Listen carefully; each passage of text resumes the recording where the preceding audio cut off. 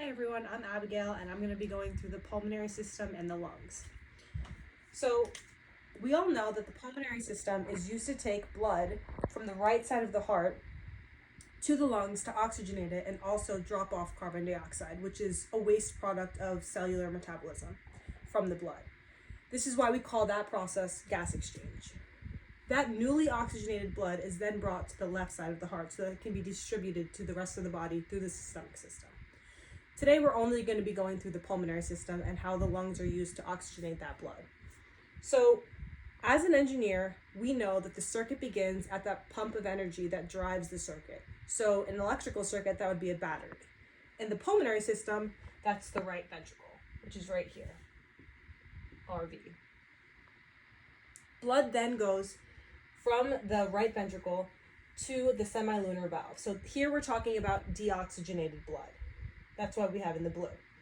It goes to the semilunar valves, which actually gets its name because the valves are similar to crescent moons, the shape. So that's why we call them semilunar.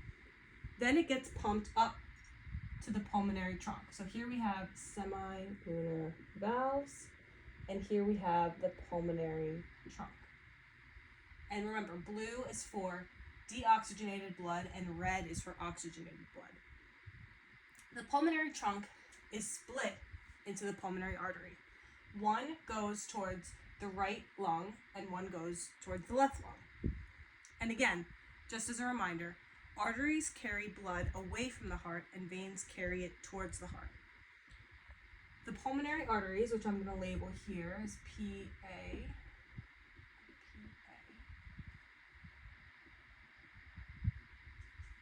the pulmonary arteries go into the lungs and branch off again into pulmonary arterioles.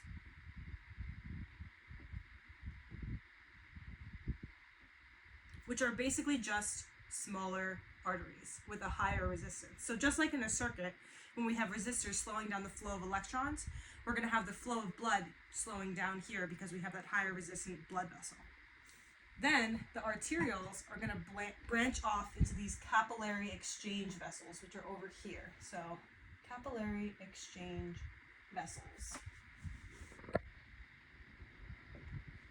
And at this point, you see that we are inside the lung. So I'm just going to take a moment here to describe what's going on inside the lungs.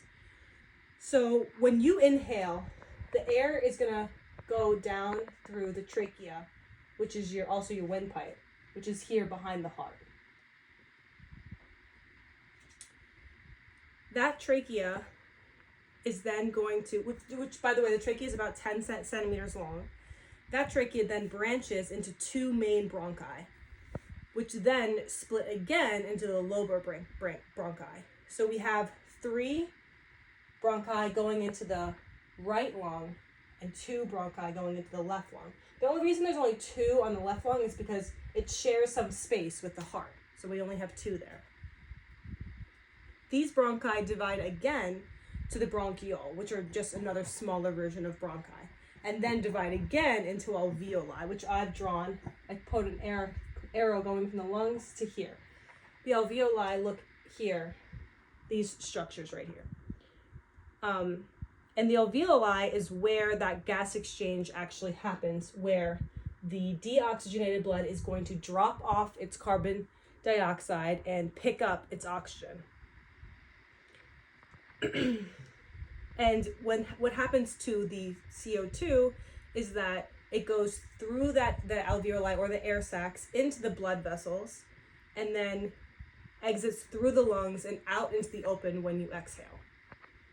Each air sac is surrounded by capillaries, that capillary exchange bed that I explained in the pulmonary system, which I've drawn over here too.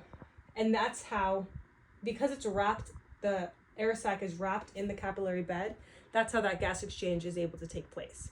So now we know that we dropped off the carbon dioxide into the air sac, which exited through the lungs. So what's going to happen with that oxygenated blood?